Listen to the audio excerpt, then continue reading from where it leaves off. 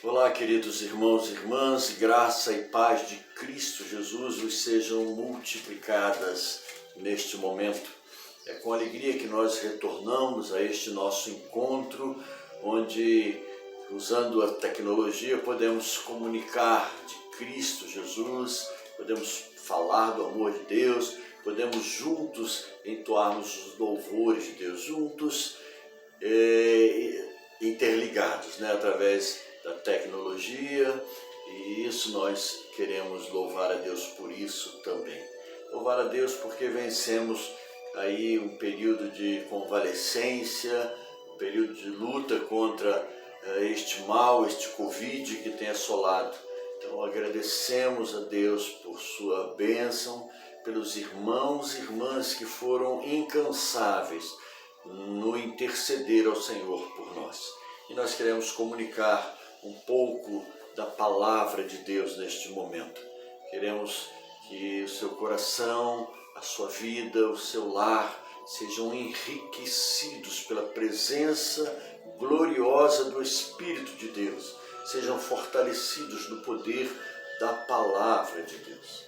Eu quero trazer uma reflexão com base em primeira carta do apóstolo Paulo aos Coríntios, no capítulo 3, dos versos 9 até o 17. 1 de Coríntios, capítulo 3, versos de 9 ao 17. A palavra de Deus nos diz assim: porque de Deus somos cooperadores, lavoura de Deus, edifício de Deus sois vós. Segundo a graça de Deus que me foi dada, lancei o fundamento como prudente construtor, e outro edifica sobre ele. Porém, cada um veja como edifica, porque ninguém pode lançar outro fundamento além do que foi posto, o qual é Jesus Cristo. Contudo, se o que alguém edifica sobre o fundamento é ouro, prata, pedras preciosas, madeira, feno, palha, manifesta se tornará a obra de cada um, pois o dia a demonstrará, porque está sendo revelada pelo fogo. E qual seja a obra de cada um, o próprio fogo a provará.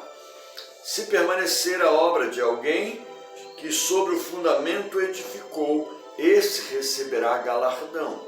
Se a obra de alguém se queimar, sofrerá ele dano, mas esse mesmo será salvo, todavia, como que através do fogo. Não sabeis que sois santuário de Deus e que o Espírito de Deus habita em vós?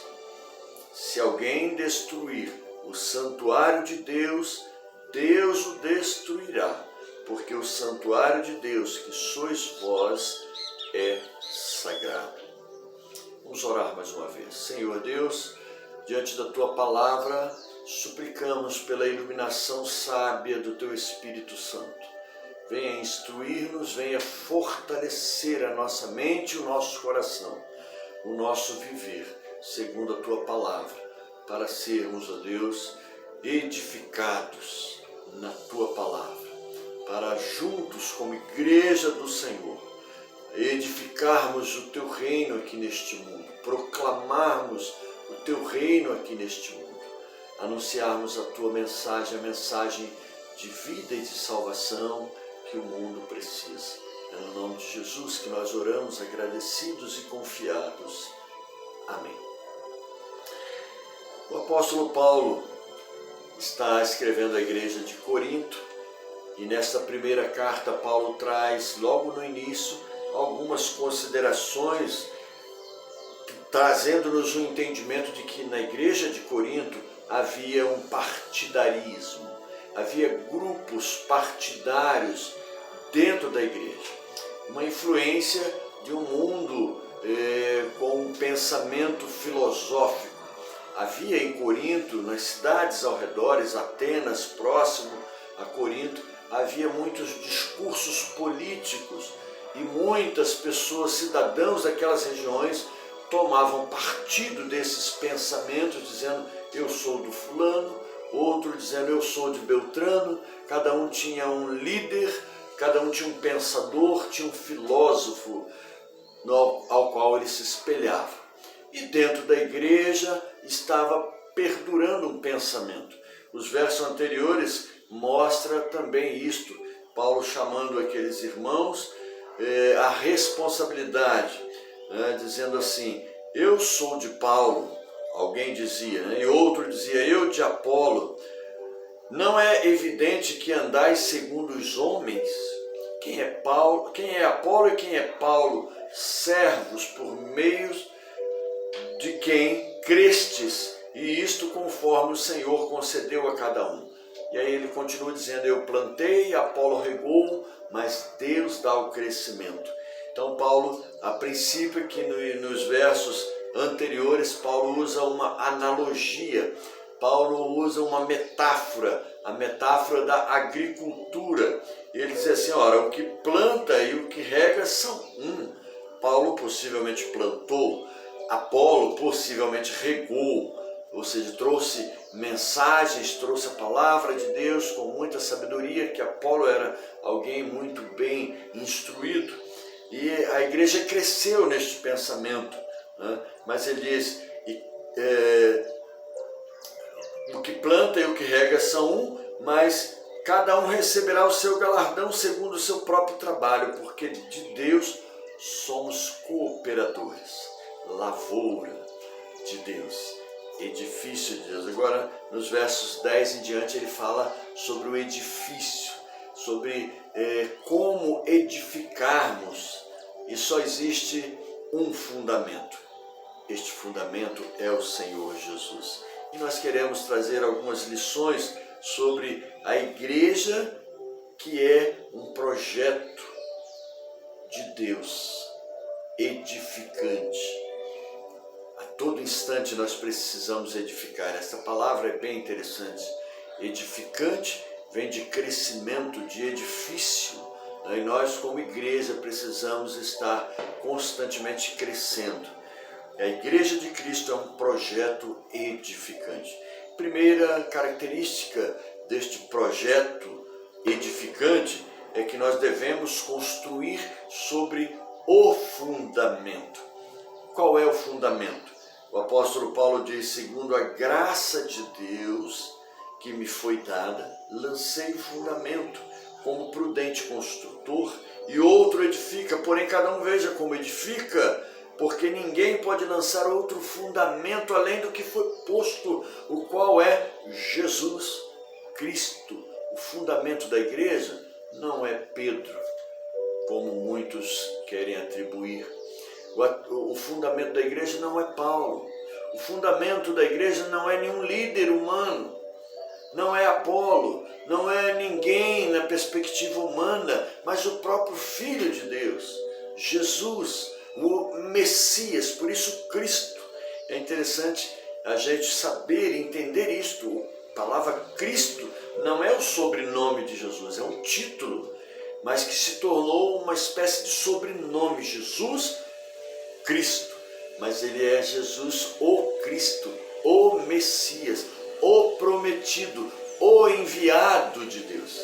O profeta Isaías, no capítulo de número 28, no verso 16, ele diz para nós assim, portanto, assim diz o Senhor Deus, eis que eu assentei em Sião uma pedra já provada, pedra preciosa, pedra angular, solidamente assentada. Aquele que crer não foge. Deus assentou esta pedra em Sião, e esta pedra é o Messias, Jesus Cristo, o Filho de Deus. O apóstolo Pedro, num discurso diante do Sinédrio, após ele e João serem levados presos, no início da história de Atos, no capítulo 4, Pedro faz um discurso diante do Sinédrio, diante das autoridades, e ele diz assim, este Jesus é pedra rejeitada por vós, os construtores, a qual se tornou a pedra angular. O apóstolo Pedro mostra que Jesus que deveria ser pregado, crido, testemunhado por aquelas autoridades, pelos sacerdotes, pelos líderes do judaísmo, que era o povo de Deus, o povo escolhido em Abraão. Mas esse povo rejeitou Jesus, que se tornou uma pedra de tropeço para eles. Então Jesus é o fundamento da igreja. É interessante sabermos isso, querido. A igreja não me pertence. Às vezes nós tomamos uma postura, muitas vezes como líderes, dizendo que a igreja é minha, eu sou da igreja tal. Mas na realidade a igreja é de Cristo Jesus. Nós pertencemos à igreja de Cristo Jesus. Ele é o dono, Ele é o Senhor, Ele é aquele que governa sabiamente. A igreja de Cristo é um projeto edificante, porque ela é fundamentada no supremo fundamento que é Cristo Jesus, na pedra angular, na pedra que se tornou a pedra base da construção da igreja. Não foi Pedro, não foi Paulo, não foi nenhum dos apóstolos o fundamento da igreja, mas é o Senhor Jesus. Segunda característica que nós destacamos no texto é que nós devemos construir também com o material adequado, com o material certo. Não existe como edificar sobre este fundamento com outro tipo de material. Paulo coloca aqui para nós, em sua metáfora, dois níveis de materiais, ou duas características de material. Um material precioso, resistente ao fogo, difícil de se encontrar. Ouro, prata e pedras preciosas. Do outro lado, temos outra categoria de material: madeira, palha e feno. É isso que o apóstolo Paulo diz. Contudo, se alguém edifica sobre o fundamento é ouro, prata, pedras preciosas, madeira, feno ou palha, manifesta se tornará a obra de cada um, pois o dia o demonstrará. Paulo está dizendo aqui para nós, neste texto, nessas linhas, que a obra do Senhor exige de nós qualidade. Qualidade é um nível de comportamento, de relacionamento, de intimidade com Deus. Qualidade mostra o tempo que você gasta na comunhão com Deus. Qualidade mostra a relação que você tem em oração, em leitura da palavra, em comunhão com o Senhor. Isto revela qualidade. Muitos querem construir sobre o fundamento, mas não querem ter qualidade no seu viver. Esses três primeiros materiais que Paulo apresenta, o ouro, a prata e as pedras preciosas, não são materiais que se acham facilmente na natureza. Eles precisam ser trabalhados, é preciso haver escavações, é preciso haver maquinário próprio, é preciso haver técnicas próprias, é preciso se investir, é preciso gastar. Isto mostra que a vida cristã autêntica, ela precisa de investimento. Nós precisamos gastar tempo com a leitura da palavra de Deus, mergulhar nas profundezas dos ensinamentos da palavra de Deus. Não podemos nos contentar com a mesmice, não podemos nos contentar com a superficialidade. O outro nível de material, a madeira, o feno e a palha, são materiais fáceis, baratos, materiais que se encontram em qualquer lugar, mas que diante das provas, diante do fogo, ela se queima, ele se vira cinza. Há muita gente que no dia do Senhor as suas obras serão cinzas, não terão obras para apresentar diante do Senhor, porque não aprendeu a mergulhar, não aprendeu a buscar na intimidade com o Senhor, não aprendeu a gastar tempo na comunhão com o Senhor. Por isso é uma obra de palha, é uma obra de cinzas, É uma obra que facilmente com o fogo ela se deteriora. É preciso entender que as obras preciosas que Deus requer de nós, o apóstolo Paulo, quando ele escreve à igreja em Éfeso, ele fala que as boas obras, elas são preparadas de antemão. Lá na eternidade, Deus preparou para nós as boas obras para que andássemos nela. Essas obras são caras, são preciosas. Deus preparou para nós. E o caminho dessas obras não passa por outro lugar senão pelo Calvário, pela cruz de Cristo Jesus, pelo sangue derramado na cruz do Calvário. Ou seja, tudo que eu fizer ainda será pouco e pequeno diante daquilo que Jesus fez por nós ao derramar o seu sangue na cruz do Calvário. E eu não posso trazer mérito nenhum para as minhas obras, porque os méritos são de Cristo Jesus. Toda a glória, toda a honra é de Cristo Jesus.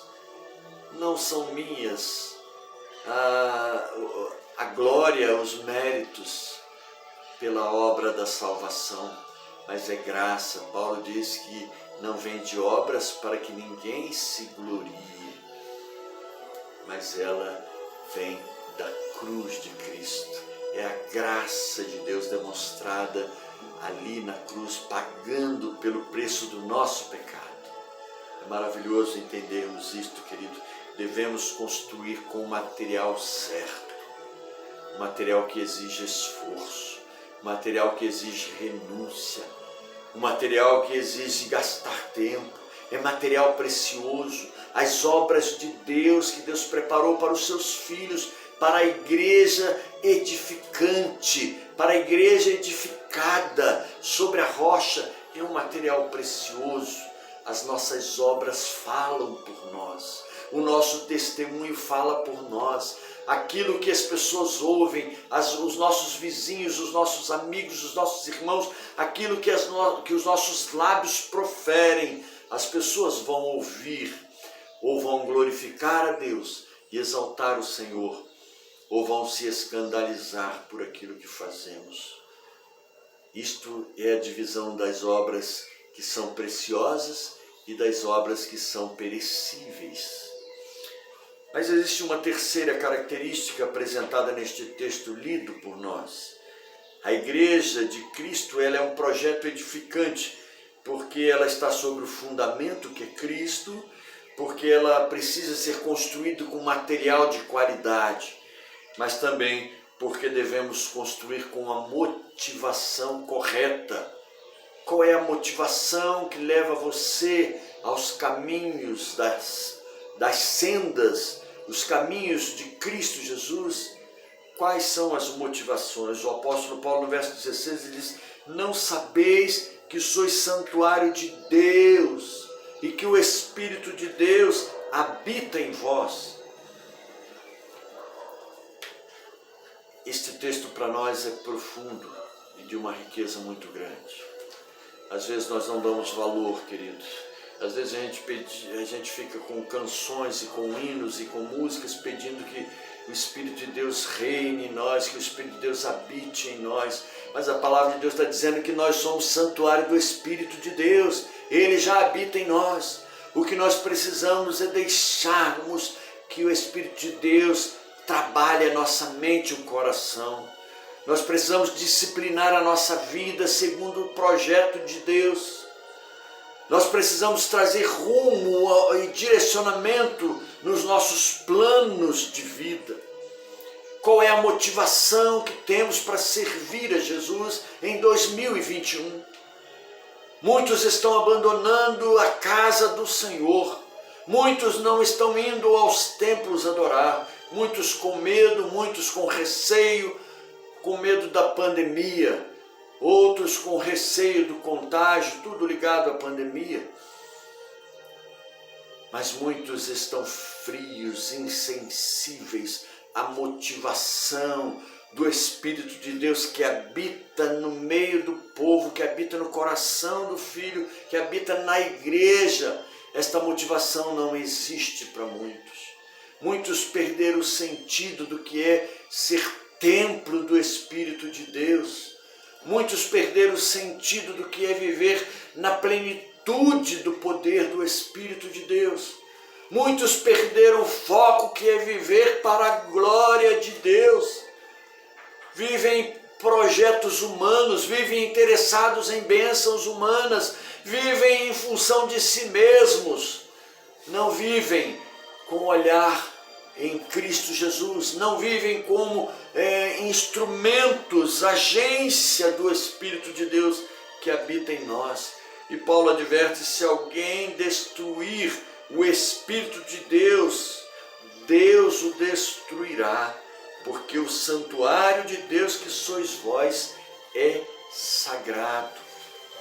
Aleluia!